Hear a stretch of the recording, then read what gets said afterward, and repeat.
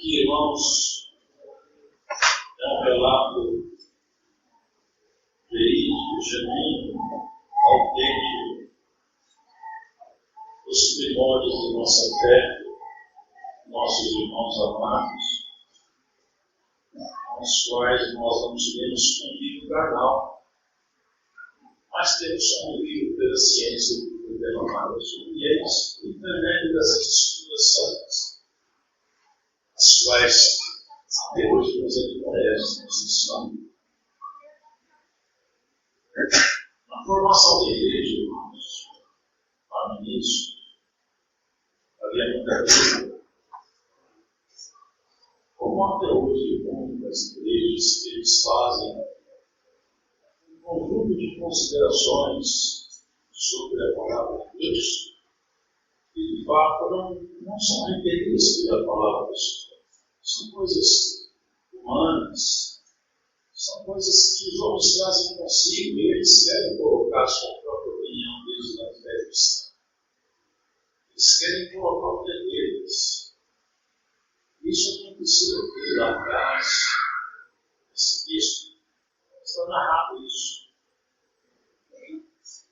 Alguns que tinham descido da Judéia, eles saíram da Judéia e começaram a ensinar. Mas para a gente ensinar, irmãos, a gente primeiro aprender. Como que eu não sei algo que eu não sei? Como que eu vou ser professor de matéria que eu não conheço? E essa matéria aqui só conhece aquele a quem o Espírito Santo ministra conhecimento. Ou aqueles que estudaram os homens iluminados, aprenderam pelo intermédio desses homens. E esses irmãos, porque não sei se vocês sabem, o judeu, ao oitavo dia, queria circuncidar. Mas a circuncisão tinha uma importância sanitária muito alta. E ela também tem algumas alegorias com ela. Porque uma vez eu disse para o profeta assim: circuncidai o vosso coração, para que nas roupas dos vossos corações vocês não guardem mágoa, rancor, sentimento faccioso. E purifique o vosso coração, como a circuncisão purifica a carne masculina. E a circuncisão não é um rito judaico. É um rito judaico porque ele tinha uma importância cerimonial, ritual, uma lei. Mas quando Cristo veio, irmãos, toda a lei apontava para ele. Então Jesus Cristo é o alvo, o objetivo central da lei é ele. Se nós pudéssemos falar assim, a lei, quando ele se levantou, a lei falava: esse é o objetivo da lei. Vocês lembram que João falou? João reconheceu: se eu sou a luz, a luz é ele. Ele é a luz. E olha que João, não sei se vocês já viram, foi o maior homem que já nasceu debaixo do sol. Nunca teve um homem da envergadura de João. De Abraão a Elias, nem Paulo, nem Marcos, nem Pedro, nem Tiago. Sobre os nascidos de mulher, ninguém é maior do que João. E ele falou: ele é a luz, eu não sou a luz. Importa que ele cresça e que eu diminua. Ele está dizendo: agora a lei vai ser consumida na obra de Jesus, até que ela seja plenamente cumprida nele, e cumprindo nele se levanta a luz verdadeira, que vai iluminar o homem por dentro, e não o ritual por fora. Porque os rituais não purificam ninguém. Os ritos religiosos fazem religiosos rituais. Não transforma a coração. Não transforma. A pessoa é capaz de fazer a mesma coisa o resto da vida e não transformar sequer um sentimento dentro de si mesmo. Então, o que sucedeu lá é que esses irmãos tinham na mão a lei, E aí dava a eles um prestígio, porque os fariseus eram escudos. Era minoria. Perdão, só do sul da minoria. Mas eles eram muito influentes na sinagoga com os romanos. Então eles eram incultos. E a lei mantinha o prestígio deles. Eles eram adeptos da lei. Então, abrir mão de toda a lei para ficar só a palhaça, esvaziava esse prestígio. E olha, irmãos, com todo respeito aos teólogos, que existe muito teólogo santo, não estou falando mal da pessoa por ela ser teóloga, mas o que acontece hoje é isso, irmãos. Muitas pessoas têm a teologia na mão e acham que eles dominam a palavra porque eles conhecem a teologia. Quem conhece a Cristo tem o Espírito Santo e ponto final. Se alguém não tem o Espírito Santo, essa tal pessoa não conhece a Cristo. Seja quem for, o conhecimento de Deus é ministrado pelo Espírito dele mesmo que habita em nós. Porque se nós não tivermos o Espírito Santo, nem de Deus não somos. E eles foram então introduzir o rito judaico, onde já estava iluminada a fé e a graça. Vamos lá, com a lanterna, uma vela na mão, querendo ver se fazia o sol brilhar mais. E começaram a introduzir esses ritos. E acontece, irmãos, que Paulo e Barnabé estavam em missão, porque eles se uniram pelo Espírito Santo. E Paulo, quando encontrou essa doutrina, falou com eles: está tudo errado isso aqui. Isso aqui está tudo errado. Não foi isso que Jesus nos ensinou. Não foi isso. Porque a graça do Senhor Jesus, irmão, não é uma religiosidade nova. É o próprio poder de Deus dentro de nós. Não se resume em rituais. Não se resume numa... Irmãos, perdoa, mas não adianta a pessoa falar como eles estão ensinando por aí. Há uma vertente da teologia que o calvinismo ensina isso. Uma vez salvo, salvo para sempre. Salvo nada. Se eu me tornar um canalha, eu vou para o inferno, porque no céu não entra canalha. Eu não estou salvo, não. Se eu me tornar um abominável, eu vou para o inferno. Vai no céu, entra no céu aquele que se quiser santo pelo sacrifício de Jesus Cristo. Senão não tem saída para ninguém. É isso, irmãos. Paulo falou: eu não aceito essa doutrina, Barnabé, está tudo errado isso aqui. Não foi isso que nós aprendemos do Senhor. Mas ele já tinha confundido a cabeça dos irmãos. Já tinha confundido. Tem alguém ensinando por aí uma doutrina herética, inclusive marcando data da Segunda Guerra Mundial em junho. Ele está perdendo, ele tem que fazer o conflito acontecer em junho isso. A não ser a data da volta do Senhor Jesus. Marcou data para tudo. Coisa que a Bíblia não marca, nenhum apóstolo marcou, Jesus Cristo marcou, tem gente marcando aí fora.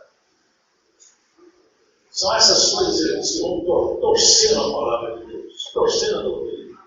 E Paulo não aceitou, Barnabé não aceitou, e nós também não aceitamos. Se mexer na Bíblia, nós vamos, com a boa compreensão dessa palavra, nós vamos brigar. Uma doutrina não deixa. Por isso que esse povo já falaram que a teologia da congregação é muito pesada. Falei, não, a teologia da congregação não é pesada, não. É a palavra de Deus. Nós não criamos uma doutrina aqui. Sede santo porque eu sou santo, é o Senhor que falou. Não pode, vocês viram aqui, não pode comer sangue com o Senhor, não pode, o Espírito Santo confirmou isso para ele. Agora, se nós começarmos a importar, você vai para o céu, você vai ficar tranquilo, você é bonitinho, você vai para o céu. Você é muito simpático. Você já creu em Jesus já? Pode fazer o que quiser. Vai para o inferno se quiser o que quiser. Eu cheguei ao absurdo de ouvir que estão ensinando por aí. Olha que barbaridade. É isso que aconteceu no princípio, está acontecendo agora. Não, você pode fazer o que quiser, que Deus põe a sua carne para sofrer, mas depois Ele te salva. Vai nessa que isso aqui é o ardil de Satanás. É o ardil do inferno. Sabe o que acontece em Apocalipse? Cuide para que ninguém tome a tua coroa. Ao que vencer, darei de comer da árvore da vida que está no paraíso. Não é brincadeira, não. A graça de Cristo não é sacrifício nosso, que Jesus já fez, mas que é obediência. É santificação. Paulo não concordou. E subiram a Jerusalém os apóstolos e aos anciãos sobre aquela questão. Nós também reunimos anualmente no braço. Lá nós tratamos de toda a questão doutrinária. Surgiu uma coisa nova, todos os anciãos os antigos se reúnem lá e nós tratamos junto lá. Isso aqui foi desde o princípio da igreja, foi assim. Ele subiu para Jerusalém. Nós subimos junto numa cidade chamada São Paulo. Nós estamos com o mesmo sentimento, o mesmo espírito. Tratando de doutrina, de fé e de unidade, de espírito. Quando chegaram em Jerusalém, foram recebidos pela igreja e pelos apóstolos e anciãos. E contaram para eles as coisas que Deus tinha feito. Alguns, porém, da seita dos fariseus, que tinham crido, se levantaram dizendo que eram cristãos circuncidados e mandaram-lhes que guardasse a lei de Moisés. Olha que contrassenso. A graça de Jesus é muito boa, mas precisa da lei. Paulo escreveu para os Gálatas, ou insensato dos Gálatas, vocês começaram bem, vocês começaram pelo Espírito, estão terminando pela carne. Quem fascinou vocês? Perante quem Jesus Cristo já foi morto, mostrado como crucificado. Ou seja, ele morreu para cumprir a lei deles. Vocês estão querendo fazer o que? Morrer outra vez? O que vocês estão fazendo? Onde vocês estão com a cabeça? É o que eles estavam fazendo ali e é o que alguns estão fazendo hoje. Alguns estão fazendo hoje. Irmão, colocando doutrinas estranhas, fazendo marcação de tempo, colocando, quebrando mandamentos, colocando outros. Interessante, né? Falar para o moço, com a moça, você pode pecar à vontade, e depois Deus aperta a sua carne e você salva. Isso é blasfêmia, isso é falta de estudo espiritual. Falar isso com o jovem, devia falar para o jovem, seja santo, purifica seu corpo para Deus poder se expressar em você, o seu corpo, o seu templo do Espírito Santo. É isso que nós temos que ensinar na igreja. Mas infelizmente, irmãos, percebemos que esse Espírito que habitava lá, ele anda por aí, ele não acabou o tempo dele, porque a guerra não acabou, não é? Congregaram-se, pois, os apóstolos e os anciãos para considerar esse assunto. E teve grande contenda, porque as pessoas confundem a mente das outras, né? Começa uma pessoa a falar, fala bonito, busca argumento bonito, tem uma boa base filosófica. Quem engordou, quem não tem muito estudo espiritual, acaba lançado. Eu fico pensando, será que esse irmão está certo? Ou será que é isso mesmo? E aconteceu muito bem. Eles começaram a pensar, será que estão certos lá? Nós temos que guardar a lei mesmo, mas não, quando quem mandou a lei foi Deus. Nós estamos passando por cima de Deus, a lei dele. Começou a contenda, e havendo grande contenda, levantou-se Pedro e disse: varões, irmãos, agora, você não era mais Paulo. Você vê que Pedro aqui já era outro homem, você percebe? É muito ver o Espírito Santo nas mãos, né? Um dia, queridos, Pedro, porque ele viu a extensão da graça, falou assim: gente, tudo que a lei está propondo para nós não faz mais sentido agora. Não poder crer. Vamos falar aqui do nosso cardápio para ser não poder comer carne de porco. E bem assado, ele tem bom, né? É bobagem isso aqui. Isso não faz mais sentido. E outra coisa é não poder comer com a gentil. O judeu não pode sentar na mesa com uma pessoa do judeu, comer com o judeu religioso, não. E Pedro já tinha percebido isso. Mas ele era judeu, apóstolo dos judeus. O que quer dizer? Ele encontrou com os irmãos lá. Ele estava lá parado com esse irmão judaico. Comia com os gentios, misturava entre eles. E Pedro, isso aqui é isso mesmo. E se misturou. E Paulo chegou lá. Bonito, hein, Pedro?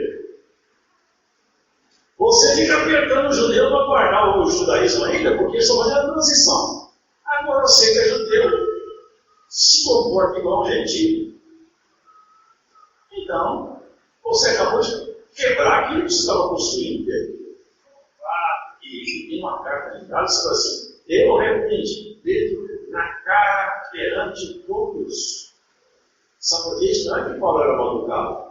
É para preservar a doutrina, não ser torcida. E se nós tivermos que repreender alguém para não torcer a doutrina, nós vamos repreender, mas essa doutrina não pode mudar. A graça de Cristo não pode ter outros marcos, nem outros fundamentos, senão os primitivos dos apóstolos. Mas olha que bonito, ao invés de Pedro guardar a mágoa de Paulo, falou assim, me chamou a atenção na frente de todo mundo, tirou meu prestígio. Quando chegou a hora de defender a palavra, Pedro já tinha sido transformado pelo Espírito Santo. Quando Paulo falou, Barnabé falou, Pedro levantou o escudo, irmãos. Olha o que ele fala, defendendo a fala de Pedro, de Paulo, de Barnabé. Varões, irmãos, bem sabeis que já há muito tempo Deus me elegeu dentre vós, para que os gentios ouvissem da minha boca a palavra do Evangelho de Cristo. E Deus, que conhece os corações, lhes deu o testemunho, dando-lhes o Espírito Santo, assim como provém a nós. Por quê? Ele foi no lugar onde estava Cornélio, que não era judeu, orando, jejuando, orou e jejuou tanto que ele tocou em Deus. Quando tocou em Deus, Deus falou com ele, desce lá e conversa com esse homem, porque já deixou comigo. Quando conversou com o Cornélio, sabe o que ele falou? Vai conversar com Pedro. Não falou com ele da graça, porque o Evangelho não é anunciado pelos anjos, é pelos homens. Vai falar com Pedro. Então, irmãos, Pedro foi até ele estava na casa dele, foi chamado. Ele foi até a casa desse homem aqui. Quando chegou lá, Pedro expôs a palavra. Quando Pedro acabou de falar, o Espírito de Deus se expressou entre eles, desceu sobre eles, e eles começaram a falar a língua nova. Receberam o dom de Deus. Porque Deus não pergunta ao homem o que ele acha quando ele quer fazer alguma coisa, ele faz o que ele quer. O judeu não concordava com isso, nem Pedro, naquele dia, porque Pedro não gostava dessa ideia. Ele estava lá no andar superior orando, e viu o céu se abriu, viu um lençol enorme, e tinha todo animal que não podia lá, porco, devia ter lá como é que chama aquele animal, o cabelo, sei lá, esses animais que eram peixes, tudo lá. E a apóstolo Pedro, mata e come. Como é isso? Eu não posso comer, não, você é tudo animal proibido pela lei. Posso comer isso não? Ele não faça sua imundo aquilo que foi purificado por Deus. Pedro, tudo que você acha imundo agora que são gentios, aqui o próprio judeu vai comer da boca desse povo gentio. Não, é isso que ele estava dizendo. Então, irmãos, eu simplesmente me tudo isso aí porque eu estava lá, o Espírito de Deus estava no meu lugar, dando-lhes o Espírito Santo, assim como também a nós. E não fez diferença alguma entre eles e nós. Não perguntou, você é judeu, você não é judeu? O Espírito Santo foi lá e deu dom a todo mundo. Purificou os corações dele. Agora, por que vocês estão tentando a Deus, colocando sob o serviço de discípulo justo, que nem nossos pais nem nós podemos suportar? Vocês já sabem isso, irmãos.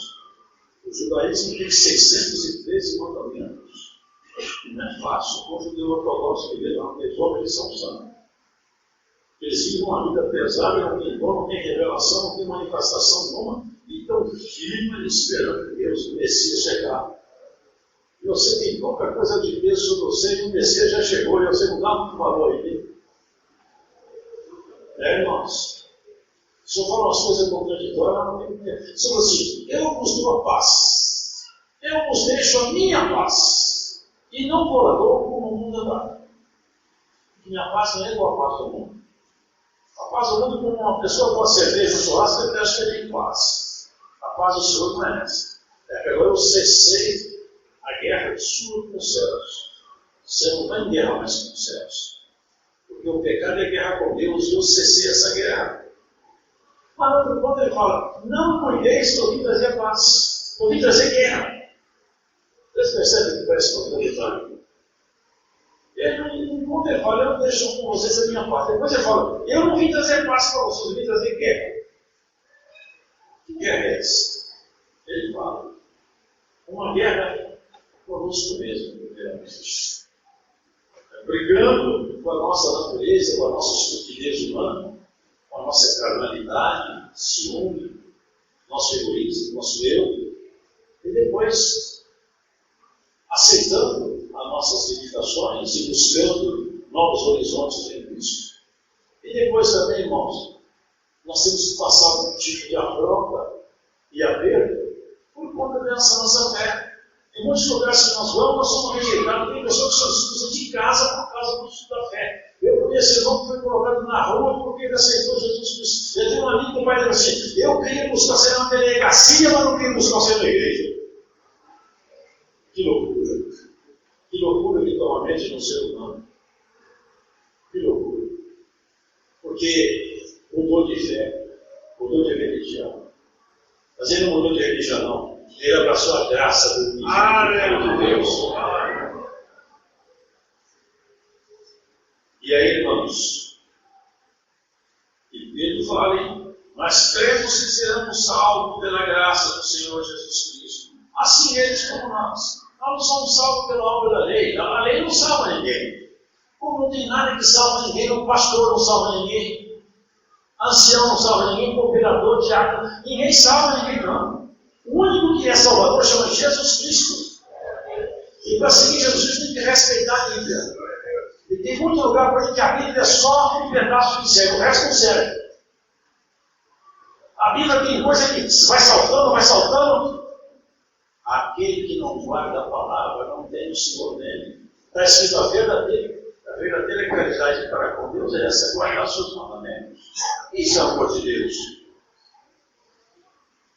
Então toda a multidão se calou e escutava Barnabé e Paulo, que contavam quão grandes sinais e prodígios Deus havia feito por meio deles entre os gentios. Por quê? Você não sabe que Paulo não tinha história para contar na graça do Filho de Deus. Irmãos, ele tinha uma vida com Cristo tão intimamente ligada a ele. Pedro passava nas ruas, eles pegavam aquelas camilhas e falavam assim: lá vem Pedro. E era muita gente. Olha aí o doente aí. A soma de Pedro projetado no doente, curava ele. Por isso, Paulo mandava o demônio embora. Então você vê que eram homens que se comprometeram com Cristo até a raiz do cabelo. Não faziam caso da vida para defender o nome do Senhor. Quando eles falaram bastante, tomou Tiago a palavra. Você sabe o que é Tiago? Vocês conhecem Tiago? Tiago era irmão carnal de Jesus Cristo. Jesus Cristo tem vários irmãos. Sabiam disso? Judas, esses que escreveu a carta, não os Iscariotes. Aquele que escreveu a carta, ele era irmão de Jesus. Não creio que quando Jesus estava presente fisicamente, não creio depois. Esse Tiago aqui é como funciona. Quando ele tomou a palavra, irmãos, ele falou com muita propriedade também. Para os irmãos ouvirem, Simão relatou como primeiramente Deus visitou os gentios para formar deles um povo para o seu nome. E com isso concordo as palavras dos profetas, porque para depois disso voltarei e reedificarei o tabernáculo de Davi. Não é que ele construiu outra vez o templo de Salomão, porque ele já estava reformado por Herodes. Ele não mexeu com nenhuma construção física. O tabernáculo de Davi é aquela promessa que o Senhor falou: das raízes de Jessé, um renovo que eu trarei. Porque Davi foi considerado, irmãos, um amigo dos seus governos. Seu reino nunca mais vai ter a fim da vida. Por quê? Nunca mais terá fim. Porque esse fio de descendência que fica na frente vai nascer o verdadeiro Senhor dos reinos. Eu não sei se você sabe, mas José é da casa de Davi.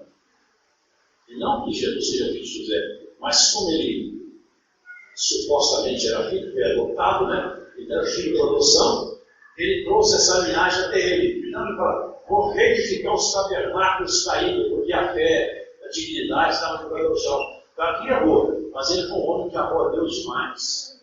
Ele se expunha até o ridículo pelo amor que ele tinha a Deus. Quando foi para construir a casa do Senhor, ele pegou o tesouro que ele tinha, separou uma fortuna e falou assim: isso aqui é para a construção do templo. Ele quis construir um templo por Deus. Assim, eu moro numa casa feita de madeira, toda bonita, agora Deus, eu construí um templo aí numa chopana. Eu não quero isso, não. Eu quero fazer uma casa para Deus toda bonita. Eu vou fazer uma casa para Deus, eu falou para o profeta, eu quero fazer uma casa para Deus, a mais bonita que tem. O profeta disse, vai fazer, porque Deus é contigo. Quando ele chegou em casa, ele falou para o profeta, não é assim não. Eu não quero que ele faça uma casa para mim. Aliás, algum dia eu pedi para você fazer casa para o mar. Porque nem os céus dos céus contém nosso Deus. Nem os céus dos céus. Não cabe lugar nenhum. Tudo cabe nele, não cabe lugar nenhum. Embora que ele cabe no nosso coração. Ele se faz pequeno por causa de nós. Não, eu pedi graça para você. Mas eu gostei do seu sentimento. Eu fiquei contente. Mas você não pode fazer casa para mim.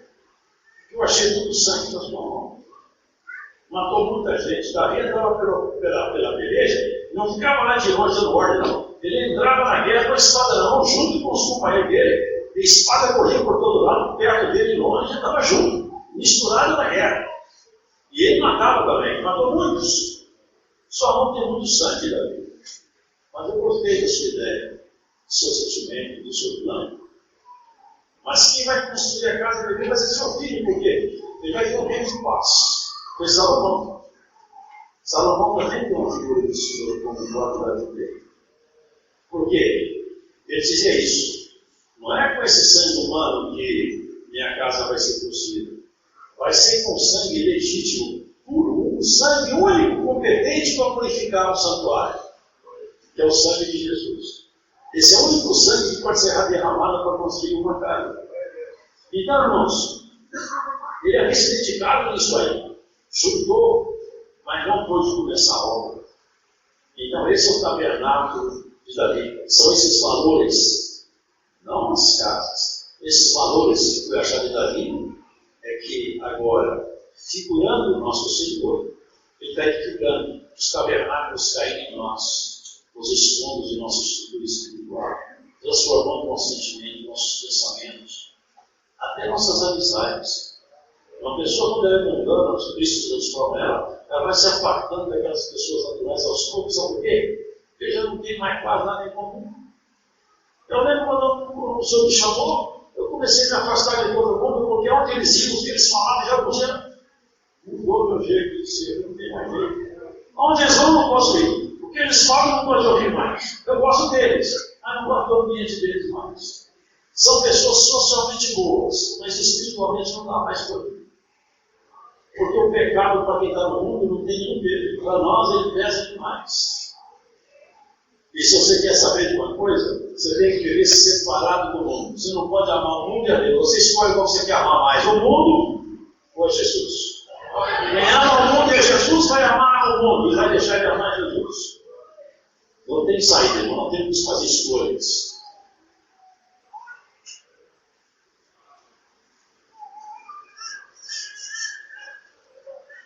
Aqui o Senhor passou, e Tiago colocou bem claro, nós temos que nos abster da contaminação dos ídolos, da prostituição, ou seja, da relação carnal entre homem e mulher, fora do casamento.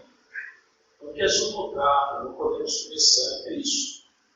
Se você quer começar a caminhar com Cristo, tem 4 coisas que são devidas só. Depois, vai dizer, apertando o laço. Sabe ele põe o laço para você e puxa para ele. Na medida que o laço está sendo puxado, ele vai te pedir uma coisa aqui, outra ali. E como é que chama esse laço? Amor e suavidade. Ele te prende nele num amor tão grande, diz assim, eu não quero fazer nada mais disso aí, porque agora o meu assunto é o Senhor. Começa a procurar dom, procura busca de dom, procura saber o que se diz na palavra, quer congregar. E tem dia de culto que você vem doutrinando. Tem dia que cai uma dispensação de virtude. Vocês já viram? É assim que é. É assim que funciona essa graça. Parecer bem aos apóstolos, aos anciãos, com toda a igreja, eleger varões entre eles e enviá-los com Paulo e Barnabé. A saber, Judas, chamado Barsabás, e Silas, varões distintos, leitos, irmãos. Por quê? Aqui fala distinto, ou seja, separado.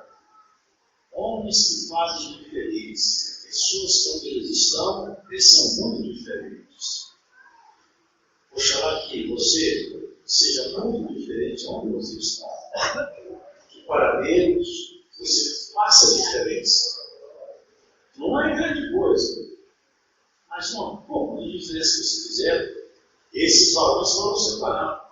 E falaram para ele, põe a Paulo e Barnabé nessa missão lá. Porque tem alguém lá perturbando a fé. Esses homens já expuseram a cabeça por causa do Senhor Jesus. Enviamos, portanto, homens que já expuseram as suas vidas pelo nome do nosso Senhor Jesus Cristo. Enviamos, portanto, Judas e Silas, os quais de novo nos anunciaram. Quando eles se despediram, levaram a carta.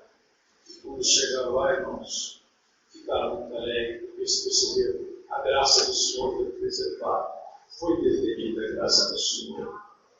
E ali, irmãos, aconteceu uma coisa muito triste.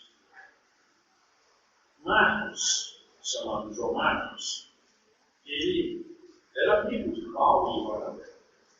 E Paulo falou, nós vamos agora passar naquelas cidades que nós já passamos antes de confirmar nossos irmãos na fé. Porque é isso, irmãos.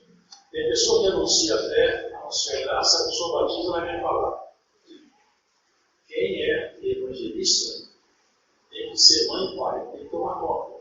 Visitar, dar apoio, atenção, para que a pessoa não morra logo na fase infantil da vida. E Paulo falou isso. Vamos cuidar dos irmãos que a gente passou. Vamos visitar as igrejas, vamos aconselhar eles, ensiná-los. E Barnabé falou assim, vamos levar Marcos. Aí nós percebemos que o fator humano, ele ainda existe. Paulo não Marcos, não. A Marcos não acompanhou a gente depois, ele não estava com a gente. Barnabé disse, não, mas eu não quero levar Marcos. Mas eu não quero levar Marcos. Bom, se eu não for levar Marcos, eu não vou. Então tá bom, então eu vou sozinho. Separar. Separar por causa da opinião acerca de um homem, um moço que era excelente, esse moço era excelente.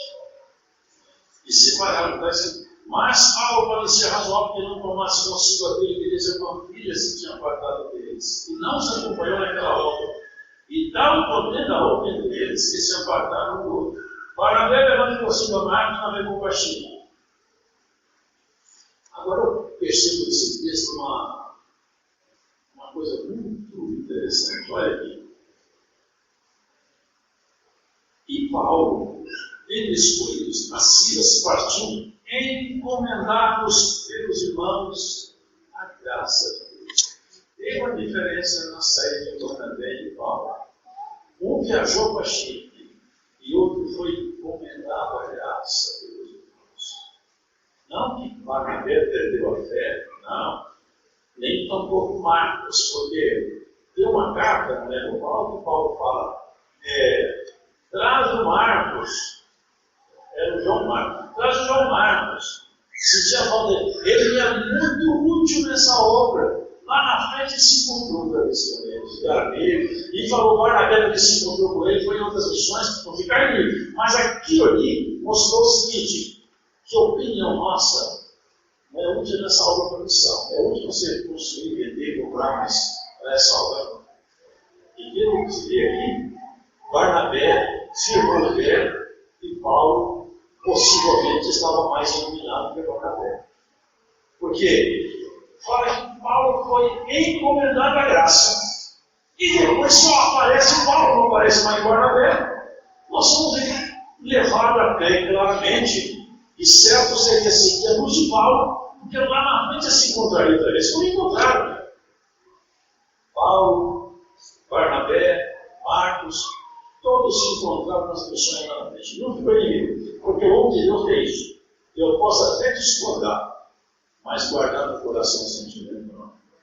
É verdade, irmãos? A palavra do Senhor hoje, essa instrução na formação da igreja. Vocês prestem atenção, você vê, você olha. Tem muitas pessoas que falam, na minha igreja é igualzinho aqui, é igualzinho. igualzinho, tem homem, tem mulher, tem Bíblia, tem pregação. Agora não tem doutrina, será que é igual? Será que o texto doutrinário é o mesmo? Não estamos desfazendo de ninguém, mas pega a palavra e examina a Bíblia. Examina quanto vale o pecado. Quanto que vale uma bolsa de grandes valores? Quanto que vale o peso de uma santidade? Quanto que vale o peso de uma palavra sincera? Qual é o custo de uma amizade sincera? Dá para vocês dimensionar valores assim? Foi para isso que Jesus morreu. Para nos dar valores que são imensuráveis, são imponderáveis. Eles não podem estar na escala humana. Ele transformar nossa estrutura completamente. Porque homem dá valor de prata, de joia, de casa, de carro, de cavalo. Tudo tem valor. Tem pessoas que até eles mesmos se vendem até o corpo. E homens e mulheres que vendem o corpo também. É o que eles valem. Agora, quanto que vale a dignidade de um homem? José não preservava a dignidade dele, sendo qualquer de uma mulher. Foi profundo no calabouço, mas não negou a fidelidade dele a Deus. E era o que Deus esperava para encher a vida dele. Ó, a partir desse dia, ó Daniel, lá no céu teve essa voz, na terra não, mas no céu teve, ó Daniel, é o que eu espero, era o que eu esperava de você. É o que eu esperava. Lá no fundo do calabouço, não foi isso, irmão? Foi no fundo do calabouço, perdão, José, foi no fundo do calabouço. Daniel passou também suas provações, nesse caso aqui com José, foi para o fundo do calabouço, lá no fundo do calabouço, ajustamos os temperos dele. José, que umas coisinhas só para acertar aqui, não é muito, mas com essa decepção aí agora, dá para tirar o que está no seu coração, porque eu vou te levantar lá na cara de Faraó de uma tal maneira que você não pode ficar soberbo. Então tem que moldar você agora aqui. E tem mais. Você tem tanta mágoa, tanta cicatriz aí, dentro de salário que você vai ter que perdoar seus irmãos tudo de uma vez só. Ali, lá no fundo do calabouço, irmão, José, um dia foi chamado. Eu tive um sonho. Conta para mim um sonho. Aí eu tive um sonho assim, ó. Era um cesto de pão. Vinha as aves do céu que eu pão assim na minha cabeça. E eu também tive um sonho. Eu espremi a uva no copo do meu senhor. Ali apareceu o resultado da cadeia. Você daqui a 3 dias, dia 3, mas era 3 dias, você vai ser enforcado. E você daqui a 3 dias, você vai ser levado ao seu posto antigo. E por favor, quando você for honrado, lembra de mim. Não lembrou nada. Porque não chegou o dia. Mas ali o pessoal apareceu um brilho de nome para a casa de José. Olha, irmãos, nem passava pela mente, mas pelo Espírito de Deus, um dom novo vai ser dado a alguém na pregação dessa palavra. Você vai receber um dom de Deus, sem alarde, sem barulho. Você vai receber um dom de Deus. E vai começar a brilhar na sua casa. Glória ao nome do Senhor. Aqui, irmão, não foi a soltura, mas foi o início. Passado um tempo, você vê o que eu estou? É isso que Paulo estava defendendo, é a graça. Aqui estava tudo assim, são esses filhos que estão sendo trazendo assim, é a manifestação do Espírito de Deus. Lá na frente, José, Senhor de todo Egito. Sabe o que Paulo fala? Aqui ninguém levanta nem o pé sem ordem de José. Eu sou Faraó, quem mandei. Os irmãos tudo diante dele. Ele mandava exportar o pessoal de todo mundo. Mas quando Judá falou, e também Rubem, nós sabemos muito mal com o nosso irmão. E agora Deus está cobrando de nós aquilo que nós fizemos, não merecemos. Falavam em hebraico. Só que eles não sabiam que José era verdade. José entendeu tudo. José chorou tanto. Chorou tão alto. Até do lado de fora do palácio se ouviu. Mas José estava com o coração preparado. Sabe o que Deus está fazendo com você, querido? Preparando o seu coração. Olha, por que você está cobrando essa saculejada aí da vida? Deus está preparando o seu coração. Olha, aqui não vai ter aquela Assembleia de Jerusalém, não, mas depois de uma reunião dos santos aqui, e Deus está te ensinando. Ó José, fica calmo. O país do governo de chegará na sua mão. Guarda isso. Não fica pensando que é o fim da linha, não, porque não é o fim da picada, não. É só uma pequena paradinha, uma longa caminhada. Longa marcha. Eu acho lindo isso. Pedro, Romano Paulo, numa das cartas, Pedro fala assim: vocês tomam cuidado com um certo grupo de pessoas aí, que estão torcendo a palavra de Paulo. Por quê? Ele fala assim: tem coisa difícil de entender. Ele achava que tem coisa difícil de entender, mas tem gente que não entende, que dá uma de interpretador e faz confusão da igreja. Queridos, não vão para livro para interpretar a Apocalipse, não. Não vão para livro para interpretar o Evangelho, não. Sabe o que você faz? Faça cara no joelho para Jesus Cristo dar a interpretação desse livro aqui. Ó. Você está bebendo água contaminada, bebe água limpa, bebe água pura. Você está procurando beber água que não é boa. Essa literatura sua não vai te levar nas fontes das águas da vida, não. Essa aqui vai. Jesus Cristo vai amparar seu inteiro. Deus seja louvado.